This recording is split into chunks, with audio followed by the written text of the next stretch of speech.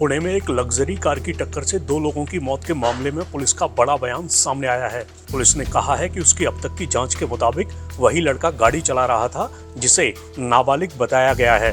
दरअसल इस मामले में अचानक ये दावा भी सामने आया था कि गाड़ी आरोपी लड़का नहीं बल्कि ड्राइवर चला रहा था। पुणे पुलिस की दलील है कि घटना से पहले आरोपी लड़के को इतनी समझ थी कि उसकी हरकतों का क्या असर हो सकता है। इस मामले में आरोप है कि आरोपी लड़के ने शराब पीकर गाड़ी चलाई थी।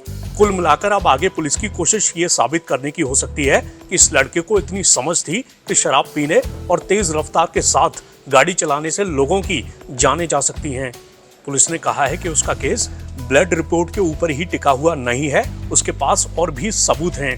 पुलिस ने इस मामले में आंतरिक जांच होने की भी बात सामने रखी है। हमारे जांच में ये स्पष्ट आया है कि ये जो जुवेनाइल एक्यूज्ड है यही गाड़ी चला रहा था और इसके लिए क्रोनोलॉजिकली जो एविडेंस जरूरी थे वो एविडेंस इकट्ठा किए गए हैं। उदाहरण के तौर पे जब वो घर से निकला था उसके घर के सिक्योरिटी गार्ड के पास की जो रजिस्टर है उसमें पहली एंट्री है कि ये लड़का, ये आरोपी ये गाड़ी लेके निकला है। इस प्रकार के सीसीटीवी फुटेजेस और अलग अलग एविडेंस, टेक्निकल एविडेंस के तौर पे हमारी निश्चित हुई है कि ये गाड़ी ये जुवेनाइल एक्यूज चला रहा था। इसके साथ साथ आई विटनेसेस की स्टेटमेंट भी हमारे पास है जो टेक्निकल एविडेंस को कोरोबोरेट करती है।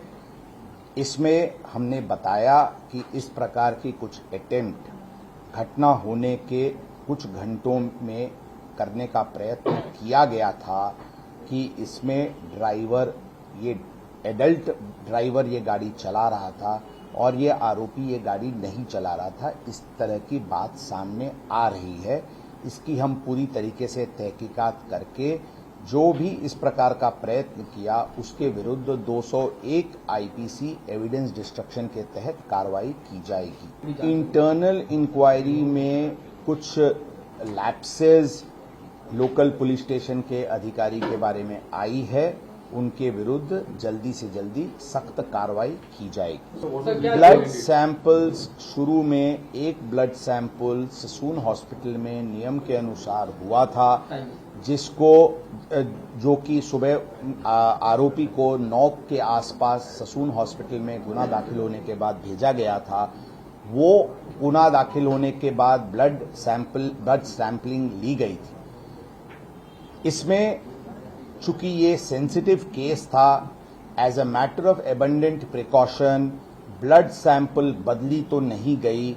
इसको एश्योर करने के लिए, इसको श्योरिटी के साथ वो करने के लिए शाम को इस आरोपी का एक और ब्लड सैंपल लिया गया था और दोनों सैंपल्स फोरेंसिक डिपार्टमेंट को भेजे गए हैं ताकि वो फर्स्ट सैंपल और सेकंड सैंपल एक ही डीएनए का, एक ही व्यक्ति का है, इसको निश्चित करने के लिए ये कार्रवाई की गई। सर, क्या ये ब्लड सैंपल रिपोर्ट से या डीएनए की रिपोर्ट से ड्रग्स कंज्यूम किया था किन्हीं पार्टी में, ये भी सामने आ सकता है? जरूर, जो भी ब्लड की सैंपल जो रिपोर्ट के लिए भेजी गई है उसमें अल्कोहल, ड्रग्स या और भी कोई बैंड सब्सटेंसेस का यूज हुआ है या नहीं, ये सभी बात सामने आ सकती है। कि इसमें ब्लड के रिपोर्ट के ऊपर हमारा ये 304 आईपीसी का केस टिका हुआ नहीं है। इन स्पाइट और despite the blood test report हमारी केस 304 आईपीसी की है, जिसमें हम नॉलेज की बात कर रहे हैं कि आरोपी की जो कंडक्ट थी और जो सीक्वेंस ऑफ इवेंट्स था उससे आरोपी ये फुल नॉलेज में था कि उससे किसी की जान जा सकती है, इसलिए ये 304 आईपीसी की केस था। हाल ही में जुवेनाइल जस्टिस बोर्ड ने आरोपी लड़के की जमानत रद्द करके उसे 5 जून तक के लिए ऑब्जर्वेशन होम भेजा है। पहले बोर्ड ने घटना के बाद आरोपी लड़के को जमानत दे दी थी और सड़क दुर्घटनाओं पर निबंध लिखने जैसी कुछ शर्तें रखी थीं। इसके बाद लोगों ने इस फैसले पर सवाल उठाने शुरू कर दिए थे। इस बीच पुलिस ने इस आदेश की समीक्षा की मांग की। पुलिस ने अपराध की गंभीरता के आधार पर आरोपी के साथ नाबालिग के तौर पर नहीं बल्कि बालिग के रूप में व्यवहार करने की मंजूरी भी मांगी। आरोपी लड़का एक रियल एस्टेट कारोबारी का बेटा है।